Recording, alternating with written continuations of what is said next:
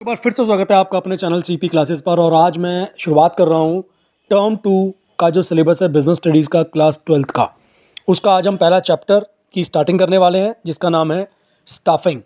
तो टर्म 2 का सिलेबस मैं आपको करवाने वाला हूँ, बिज़नेस स्टडीज़ का भी और बाकी सब्जेक्ट्स का भी हम लोग कोशिश करेंगे कि कवर करें, अकाउंट्स का भी और इकोनॉमिक्स का भी।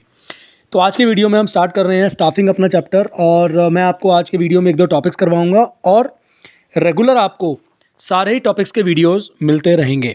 तो अगर आप चैनल पर नए आए हैं, पहली बार आए हैं, जल्दी से सब्सक्राइब करो चैनल को बेल के नोटिफिकेशन के साथ, और वीडियो को ज़्यादा से ज़्यादा शेयर कर देना और लाइक कर देना और कमेंट करके ज़रूर बताना यार एक्सप्लेनेशन कैसी लगी, कैसा लगा आपको आज का ये वीडियो।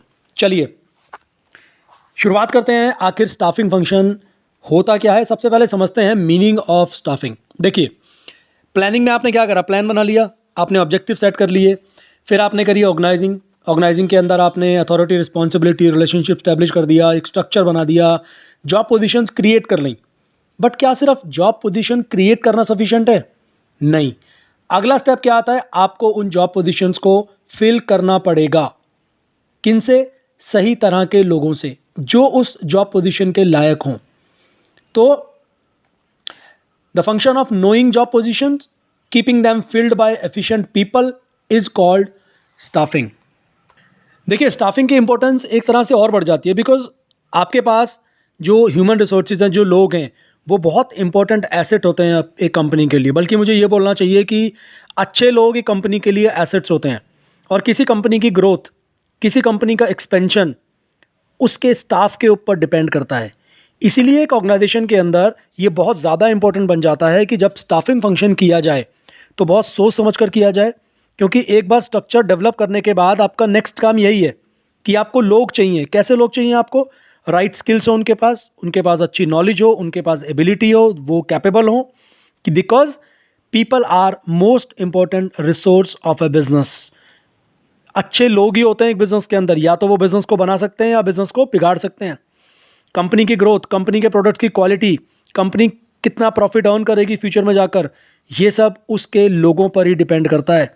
इसीलिए एक एफिशिएंट और इफेक्टिव मैनेजमेंट बनाने के लिए ये बहुत ज़्यादा ज़रूरी है कि राइट पर्सन हो राइट जगह पर, in the right number, in the right time. So a company should have right people at the right place, at the right time and in right number. Therefore staffing has to be done.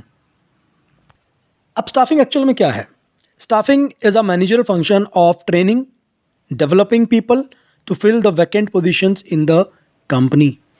इस staffing function के अंदर ही हम ये पता लगाते हैं यार किस तरह के लोग चाहिए, कितने लोगों की हमें ज़रूरत है, किस तरह की ट्रेनिंग उन लोगों को देने की ज़रूरत पड़ेगी हमें, ताकि हम उनकी स्किल को डेवलप कर सकें, उनकी कॉम्पिटेंस को हम इम्प्रूव कर सकें, उनकी परफॉर्मेंस को हम इम्प्रूव करवा पाएँ। और देखिए, एक जब नई कंपनी होती है, staffing function follows planning and organising functions. भाई, आपने ये डिसाइड कर लिया क्या करना है, कैसे करना है, स्ट्रक्चर क्रिएट कर लिया, तो अल्टीमेटली अब क्या काम है? जैसा मैंने थोड़ी देर पहले भी बोला आपको, अल्टीमेटली काम है उन जॉब पोजीशंस को फिल करना। तो कंपनी स्टार्ट करती है काम करना, रिक्रूटमेंट करना, सिलेक्शन करना, उनको ट्रेनिंग देना, ताकि एक बिज़नेस की रिक्वायरमेंट पूरी हो सके। और स्टाफिंग जो होता है ना, वो एक लगातार चलने वाला काम है। ऐसा नहीं है आपने आज कर दिया स्टाफिंग और कल आप बोलो जी हमें स्टाफिंग की ज़रूरत नहीं है। ऐसा क्यों होता है? बिकॉज एक ऑर्गेनाइजेशन के अंदर लोग आते जाते रहते हैं, नई जॉब्स क्रिएट होती रहती हैं। सो एक डेफिनेशन यहाँ पर मैं आपको बताना चाहूँगा स्टाफिंग की।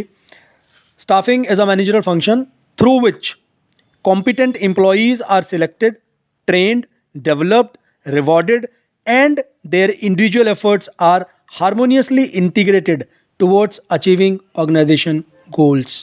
तो ये वो फंक्शन है, ये वो एक ज़रूरी चीज़ है एक ऑर्गेनाइजेशन के अंदर, जिसके थ्रू कंपनी की ग्रोथ और कंपनी की डेवलपमेंट होती है। और सिर्फ कंपनी की ग्रोथ क्यों होती है?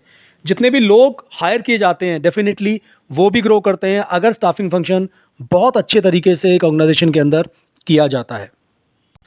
चलिए, अगर मैं बात करूं what is the nature of staffing, so पहली चीज़ आती है जो स्टाफिंग है ना, वो एक कॉन्टीन्यूस एक्टिविटी है एक बिजनेस के अंदर।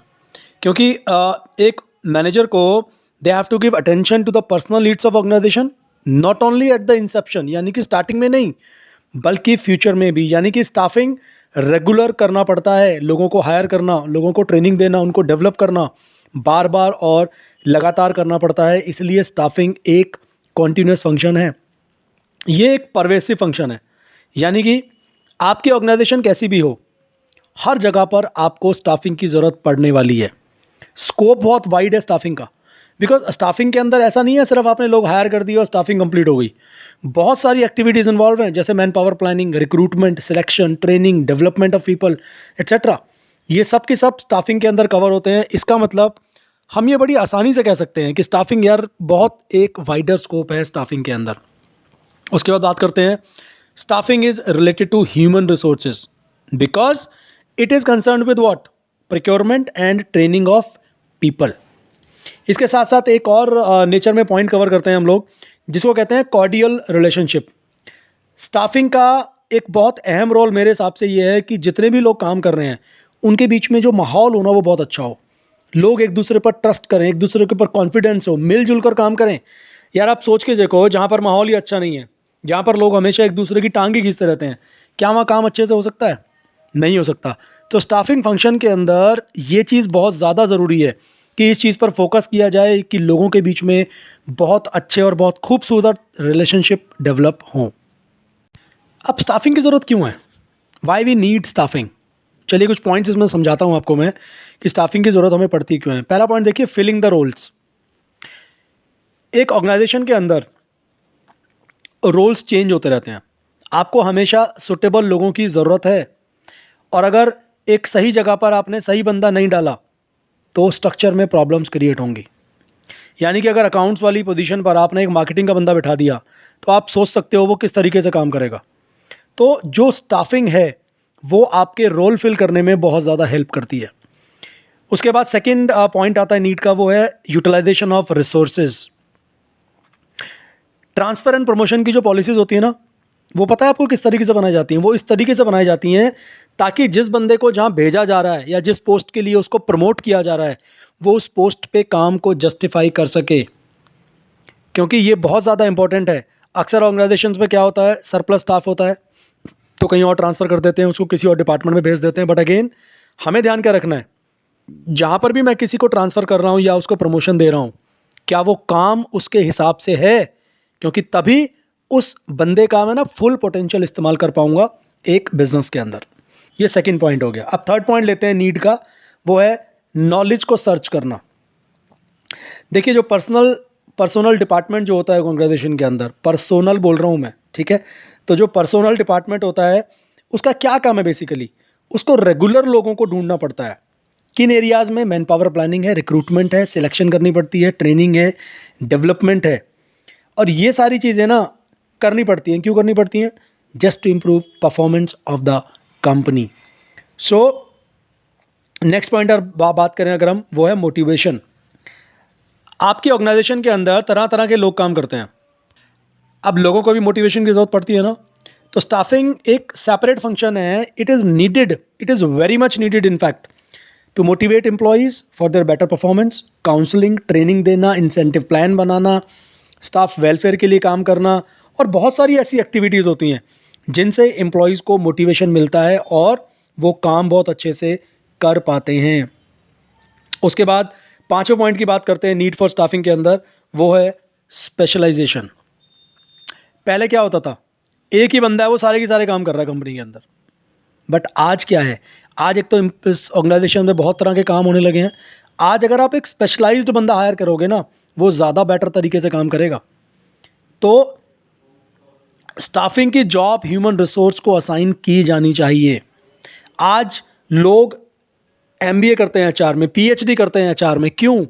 ह्यूमन रिसोर्स में क्यों करते हैं वो पीएचडी और एमबीए? बिकॉज ताकि उन्हें स्पेशलाइज्ड नॉलेज हो उनके पास, वो स्पेशलाइज्ड तरीके से उस फंक्शन को अच्छे से परफॉर्म कर सकें। इसीलिए स्टाफिंग एक ऐसा अहम फंक्शन है जो अगर अच्छे से परफॉर्म नहीं किया गया किसी कंपनी के अंदर,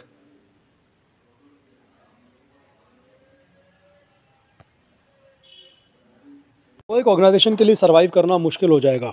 इसलिए बहुत ज़्यादा ज़रूरी है कि जब स्टाफिंग फंक्शन किया जाए तो वो इस तरीके से परफॉर्म किया जाए ताकि ऑर्गेनाइजेशन को ज़्यादा से ज़्यादा फ़ायदा हो। तो आज की वीडियो में मैंने आपसे बात करी है मीनिंग ऑफ स्टाफिंग और नीड फॉर स्टाफिंग की। आई होप कि वीडियो आपको पसंद आया होगा। मैं रेगुलर आपको वीडियोस देने वाला हूँ, सारा सिलेबस आपका टर्म 2 का मैं कवर करवाने वाला हूँ यहाँ पर। तो वीडियो को ज़्यादा से ज़्यादा शेयर कर देना, लाइक कर देना और बेल के नोटिफिकेशन के साथ चैनल को सब्सक्राइब करे बिना वीडियो मत छोड़ना। आई होप पसंद आया होगा ज़रूर वीडियो। सो मिलता हूँ आपसे नेक्स्ट वीडियो में।